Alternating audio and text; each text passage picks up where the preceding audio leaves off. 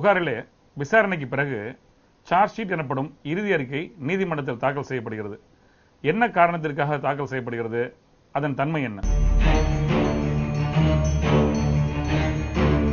எந்த ஒரு குற்றச்செயலினை பொறுத்தும் புகார் கொடுக்கப்பட்ட உடனேயே வழக்கு பதிவு செய்யப்பட்டு புலன் விசாரணை நடத்தப்படுகிறது சம்பந்தப்பட்ட காவல்துறையால். அவ்வாறு புலன் விசாரணை நடத்தப்படுவதை குற்றவியல் நடைமுறை சட்டம் வரையறை செய்கிறது. 173 சட்டப்பிரிவு தெளிவாக வரையறை செய்கிறது. அதாவது ஒரு விசாரணை அதிகாரி அவர் தன் முன்னால் உள்ள வழக்கினை விசாரணை செய்து அதனுடைய இறுதி அறிக்கையை உரிய சாட்சியங்களோடும் சரி ஆவணங்களோடும் சரி நீதிமன்றத்திற்கு தாமதமின்றி தாக்கல் செய்யணும் அப்படின்னு சொல்லி அந்த சட்டப்பிரிவு சொல்கிறது. அந்த அடிப்படையில் எந்த ஒரு வழக்காக இருந்தாலும் சரி விசாரணை முடிவு பெற்ற பிறகு அந்த விசாரணை அதிகாரி சாட்சிகளுடைய பட்டியல் மற்றும் அந்த விசாரணையினுடைய தன்மை என்ன, குற்றச்செயல் என்ன, ஆவணங்கள் என்ன, எப்படி அவை கைப்பற்றப்பட்டன அப்படிங்கிற விவரங்களை அறிக்கையாக தாக்கல் செய்து சம்பந்தப்பட்ட நடுவர் நீதிமன்றத்திற்கு அனுப்பி வைக்க வேண்டும்.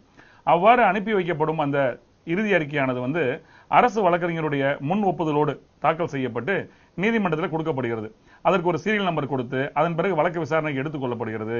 அதுல குற்றம் சாட்டப்பட்ட நபர்களுக்கு எதிராக அழைப்பாணை அனுப்பப்பட்டு அவங்களுக்கு குற்றப்பத்திரிகை கொடுக்கப்படுகிறது. அந்த குற்றப்பத்திரிகை கொடுக்கப்பட்ட பிறகு அது தொடர்பாக கேள்வி வினா எழுப்பப்படுகிறது நீதிமன்றத்தால். அதை எழுப்பி அதை காரணமாக கொண்டு என்ன சட்டப்பிரிவின் கீழாக குற்றச்சாட்டு அப்படிங்கறத பதிவு செய்வது நடைமுறையில் இருக்கக்கூடிய ஒரு விஷயம். ஆனால் இந்த இறுதி அறிக்கைங்கிறது இரண்டு வகைப்படும். ஒன்னு, ஒரு நபர் புகார் கொடுக்கிறார். அந்த புகார் விசாரணையில் தெரிய வருகிறது அது சட்ட பொறுமைக்கு உட்படாத ஒரு விஷயம், அதாவது மிஸ்டேக் ஆஃப் ஃபேக்ட் அப்படிங்கிற அடிப்படையிலோ பொய்யான விஷயம் அப்படிங்கிற அடிப்படையிலோ இல்ல ஒரு சிவில் தன்மை கொண்டது அப்படிங்கிற விஷயத்தை கொண்டு ஒரு இறுதி அறிக்கை தெரிய வருகிறது அப்படின்னு சொன்னா, இறுதி விசாரணையில் தெரிய வருகிறதுனா அதை இறுதி அறிக்கையாக தாக்கல் செஞ்சு அந்த விவரத்தை புகார்தாரிடமிருந்து ஒரு எழுத்து வடிவில் கொடுப்பார் அந்த விசாரணை அதிகாரி.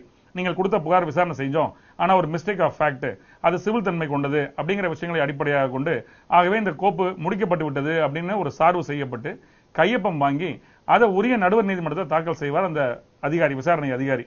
அப்போ நீதிமன்றம் அந்த புகார்தாரருக்கு ஒரு கடிதம் அனுப்பும். அந்த அழைப்பாணையில குறிப்பிடப்பட்டிருக்கும், இந்த மாதிரி நீங்க கொடுத்த புகார் விசாரணை செய்யப்பட்டு அது வழக்கின் தன்மைக்கு விசாரணைக்கு ஏற்க தகுந்ததில்லைன்னு ஒரு காரணத்தை சொல்லி ஒரு அறிக்கை தாக்கல் செய்யப்பட்டிருக்கிறது.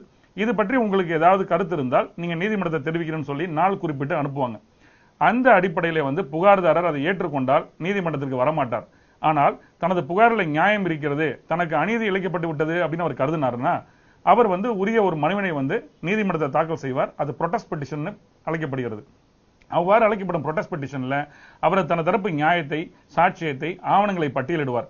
அப்படி பட்டியலிட்டு அது நியாயமானதாக இருக்கும் பட்சத்தில் மீண்டும் விசாரணைக்கு நீதிமன்றம் உத்தரவிடும். இது ஒரு வகை. நீதிமன்றங்களை பொறுத்த வரைக்கும் இந்த மாதிரியான நடைமுறை பின்பற்றப்படுவதற்கு என்ன காரணம் அப்படின்னு சொன்னா, குற்றம் சாட்டப்பட்ட நபரை பொறுத்த வரைக்கும் அவருக்கான தண்டனை நியாயமான நடைமுறையில சட்டப்படியாக வழக்கு நடத்தி தான் கொடுக்கணும். அதே நேரத்தில் அந்த மாதிரியான விஷயங்கள் நிரூபிக்கப்படாத தன்மையில அவர் விடுவிக்கப்படணும் அப்படிங்கிறது சட்டத்தின் பார்வையில் இருக்கிறது. அதே நேரத்தில் ஏதேனும் ஒரு காரணத்திற்காக புகார் கொடுக்கப்பட்டவருடைய புகாரில் நியாயம் இருந்து கூட அது புறம் தள்ளிவிடக்கூடாதுங்கிறத அடிப்படையாக கொண்டு இந்த மாதிரியான சார்ஜ் ஷீட் நடைமுறை சட்டத்தில் இருக்கிறது.